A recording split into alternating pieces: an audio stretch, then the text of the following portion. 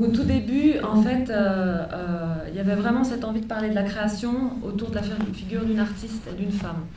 Et j'ai appris le nom pour la première fois de Karine Dalton par Philippe Auberson, qui est un de mes amis ici, qui est musicien, qui en a fait aussi des projets avant, et qui m'a parlé d'elle, et je ne connaissais pas du tout cette personne, mais je voulais avoir une figure de femme, une figure d'artiste, et puis être en dialogue et parler de ces questions-là. Ça, c'est le tout début. Et effectivement, comme dans le film, je le dis, il m'en a parlé, j'ai oublié son nom, et après j'étais dans le bus à Genève, et par hasard, j'ai entendu, sur mon téléphone, j'ai plein de musique, et d'un coup, il y a sa voix qui est venue, et c'est la dernière chanson qu'on entend dans le film, Sweet Substitute. Et puis j'ai entendu cette chanson, j'ai regardé le nom, et j'ai fait le lien avec ce que mon ami m'avait dit, et puis j'ai commencé à enquêter, et voilà, ça c'était le début, et c'était il y a 3 ans et demi.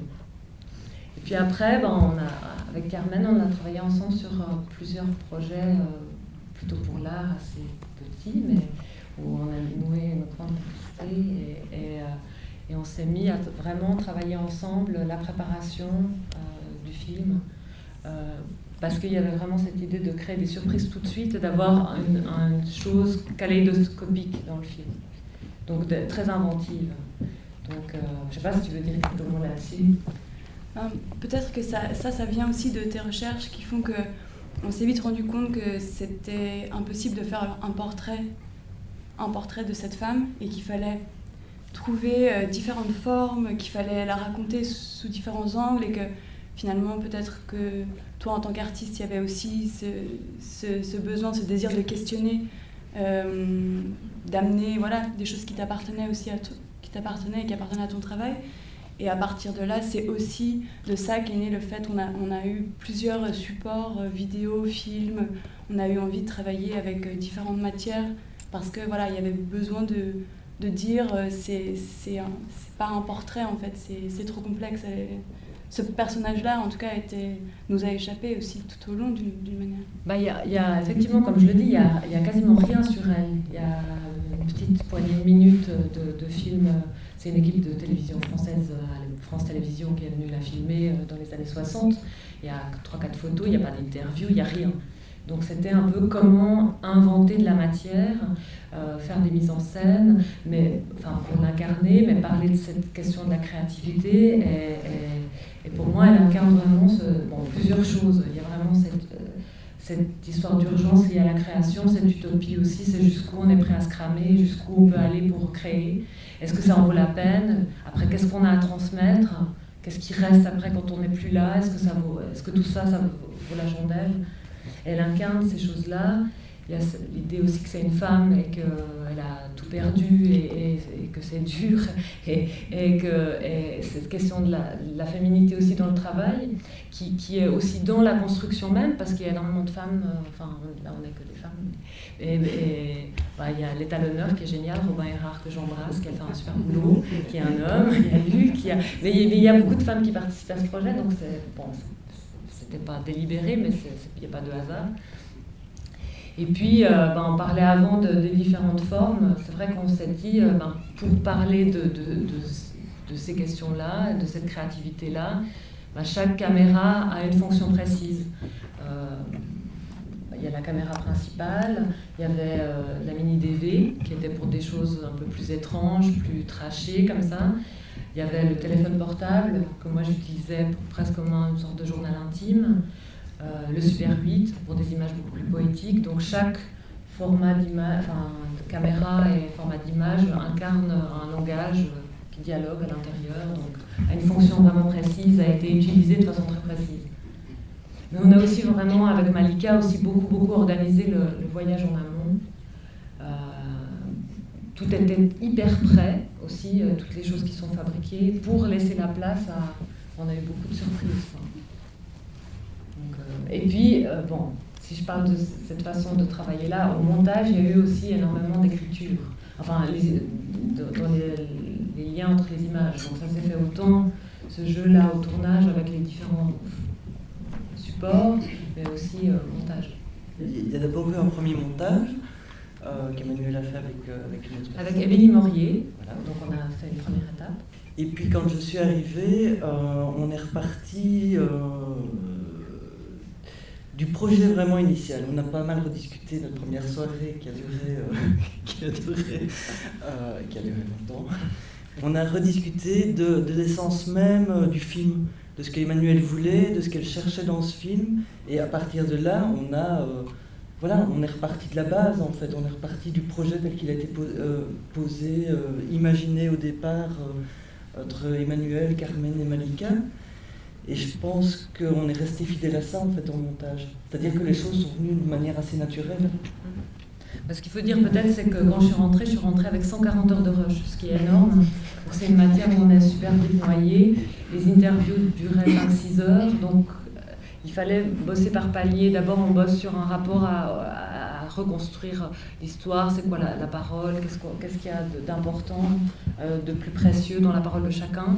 Et puis après, il y avait l'idée de faire dialoguer ça avec le processus créatif et toute la créativité qui était mise dedans. Donc c'était par palier comme ça. Mais peut-être vous avez des questions parce que... Les enfants, vous n'avez pas cherché à les trouver? Ah oui, bien sûr. Il y avait les enfants, il y avait Richard Tucker qui est le deuxième mari de Karen. Et le temps de la préparation, on n'a pas trouvé tout le monde. Ils n'ont pas de Natel, certains. Enfin, ils ont tous 70 ans et plus, donc certains n'ont pas de mail. Donc c'est un peu compliqué. Et puis on a eu Richard. On est en contact avec la fille par l'intermédiaire de elle directement ne nous a pas jamais répondu, et le fils via Peter, le dernier qui est proche des enfants. Voilà. Mais je peux très bien comprendre qu'on ne souhaite pas. L'idée c'était de ne pas être intrusif, et si quelqu'un ne souhaite pas participer, c'est normal, c'est légitime. Donc c'est une vie très très très très compliquée. Et on a choisi d'en montrer des éclats, quoi. Moi, j'aurais aimé savoir comment vous vous présentiez aux gens avec lesquels vous avez discuté si longuement. Là. À chacun, je leur ai demandé s'ils le souhaitaient, de jouer un morceau en hommage. L'idée, c'était de parler de Karen et de sa créativité. Par exemple, les musiciens qui ne l'ont pas connue, comme à la Nouvelle-Orléans, je leur demandais s'ils voulaient faire une chanson spéciale pour elle, et aussi trouver le décor dans lequel ils aimeraient que cette musique elle résonne. Aussi quelle est l'image qu'ils voudraient lui offrir en hommage. Donc j'ai vraiment travaillé comme ça, très proche avec chaque personne. Pour eux, chaque fois, c'était vraiment clair que il y avait Karen, mais il y avait vraiment le processus et cette notion de jusqu'où on peut aller pour la création. Et beaucoup étaient touchés. Enfin, c'est des trucs que j'ai pas mis dans le film, mais beaucoup me disaient c'est une quête très importante. Comme Chuck avec les banjos, il m'a dit je pense que ta quête c'est très comme idéaliste, mais c'est vraiment une quête. J'espère que tu arriveras au bout. Enfin, c'est une quête importante. Donc, je pense que ça résonnait pour eux ce type de quête là. Pourquoi vous êtes mise en scène? Ce qui a guidé ce choix-là? Mon but au départ, c'est le premier documentaire que je fais. Je dis documentaire, mais ça pourrait être une sorte d'essai cinématographique ou une sorte d'alien. À la base, moi, je viens du monde de l'art contemporain. Je suis artiste. J'ai fait plusieurs fictions avant. Et puis, j'avais envie de trouver une forme qui ne réponde pas forcément à une forme habituelle. Et puis, c'est venu comme ça au début. Je me suis dit, peut-être je travaille avec une musicienne, et puis c'est la musicienne qui fait le lien avec Karen. Mais de toute façon, il faut bien, comme il n'y a rien sur elle, il faut inventer quelque chose pour l'incarner. Il faut inventer une voix, il faut que... alors peut-être, oui, pour moi c'est un vrai... Parce que pour moi c'est des vrais enjeux. De jusqu'où je dévoue ma vie pour créer ou faire des images. Est-ce que ça vaut le coup? Quel risque on prend? Si on est une femme, comment ça se passe? C'est des vraies questions. Et plus les années passent, et plus ces questions elles deviennent fortes. Et c'est pas du tout comme ça léger. Donc peut-être j'avais vraiment besoin que ça passe. Voilà. Et puis en même temps, j'ai beaucoup filmé ma famille, par exemple, j'ai beaucoup filmé des proches, et moi ça me gêne pas d'être une enveloppe pour incarner quelque chose d'autre. Je pense que ça, en tout cas, c'est des questions qu'on s'est posées, et on a tout au long, on a remis en question le projet, enfin, pas le cœur du projet, ni l'élan, mais je pense que les rencontres qu'on a faites, les gens, en fait, qu'on a tous ces musiciens, musiciennes, tous ces gens aujourd'hui retraités, mais qui ont soit perdu quelque chose dans leur aventure, ou qui ont juste avant de tout perdre, pris une direction peut-être un peu plus confortable.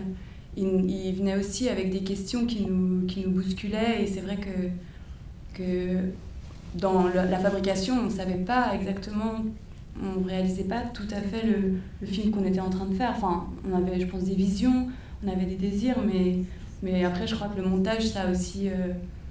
ça a relié tous ces fragments qu'on a capturés ensemble, et on était... je pense qu'on a traversé ce voyage en étant aussi parfois naïve, parfois inconsciente, parfois juste en recevant un peu ces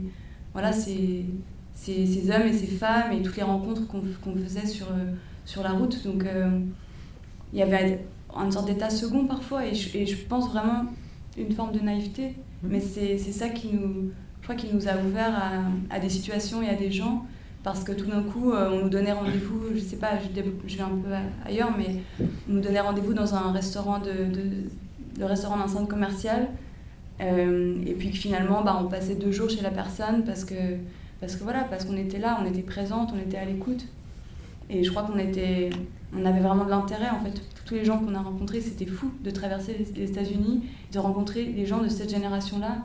Moi, j'ai été plusieurs fois aux États-Unis, j'ai jamais fait ce pas-là, en fait, de rencontrer, par exemple, des gens de cet âge-là.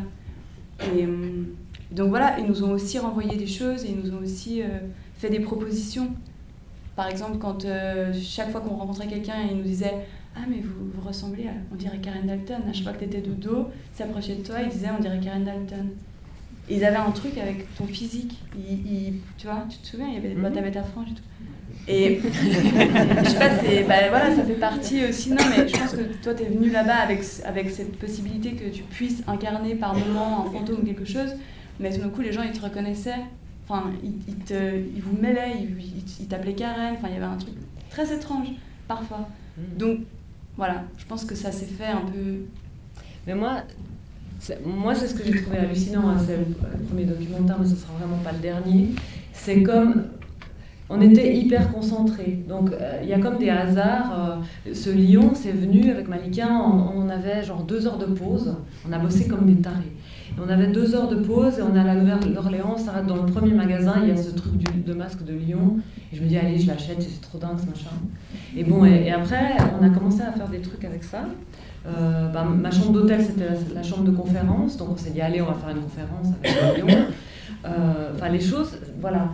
Et puis, le dernier hôtel, il y avait cette fresque avec ce lion qui enlace cette femme pour la consoler. Enfin, voilà, c'est pas de la fiction, mais c'était hallucinant. Il y avait plein de sortes de coïncidences, comme si les choses, elles s'imbriquent. C'est magique. Et les gens, ils nous ont invités à des fêtes. Enfin, au départ, certains étaient peut-être réticents. Finalement, ils passaient 3 jours avec nous, alors que c'était prévu 2 heures. Enfin, il y a eu cette chose de hyper-concentration qu'on a vécue.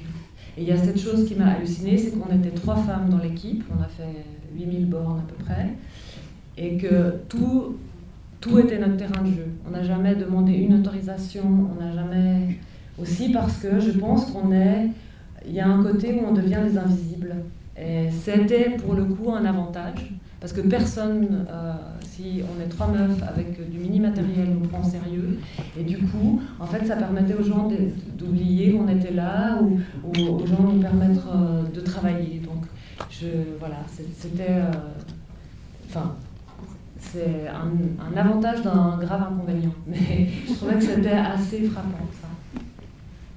Et comment vous avez introduit cette dimension road movie ? Il y avait beaucoup de choses qui étaient écrites, beaucoup de choses étaient préparées pour laisser place à l'imprévu, justement. Et puis, on a beaucoup filmé tout le temps. Donc, il y avait cette idée de retracer ce voyage comme un périple. C'était très intense. C'était 33 jours, mais c'était sans arrêt. Moi, j'ai trouvé ça magnifique, parce que c'était une sorte d'ébullition pendant 33 jours, de réfléchir toujours à comment quel est le prochain pas. Même si les choses étaient préparées, mais on a travaillé non-stop. Enfin, il y a une sorte de chose, c'est hors du... Je sais pas, c'est exceptionnel. Après ce processus de recherche et la découverte de Karen, est-ce que tu as une conclusion à tes questions que tu te posais au départ? Pour moi, ce voyage, c'est l'aventure la plus hallucinante que j'ai faite de ma vie. Les gens les plus incroyables. Des gens avec qui j'ai passé peut-être des fois seulement 24 heures. Je me souviens de chaque truc. Et c'était il y a 2 ans bientôt. Et je me souviens de tout, de la couleur de la porte, la poignée, ce qu'on a dit, comment ils m'ont reçu. Et il y avait une sorte d'intensité du moment. Il y a peu de gens qui ont travaillé sur ce projet par rapport à un autre projet. Mais c'était chaque fois ultra créatif. Ça s'est répondu. Enfin, c'est ma façon d'y répondre aussi. Oui, par rapport à la carrière, à ce que tu mets en jeu, ta vie, carrière, la question que tu te poses au début, justement. Pour moi, j'ai passé une limite, et puis je sais que je peux encore aller m'en passer d'autres, à plein de niveaux, au niveau de l'endurance, l'imagination. En termes de carrière, ça c'est autre chose, parce que je rejoins assez Nicolas, qui dit qu'on peut être un grand artiste et faire de la musique dans sa cuisine. Je veux dire, pour moi, ça c'est un peu l'idée du succès, c'est ce qui m'intéresse le moins, mais par contre, l'idée de comment on transforme des idées, on les matérialise, on les transmet. Pour moi, pour ce projet, c'est des collaborations que j'aurais jamais même pu espérer dans ma vie, tellement je trouve qu'elles sont profondes et riches.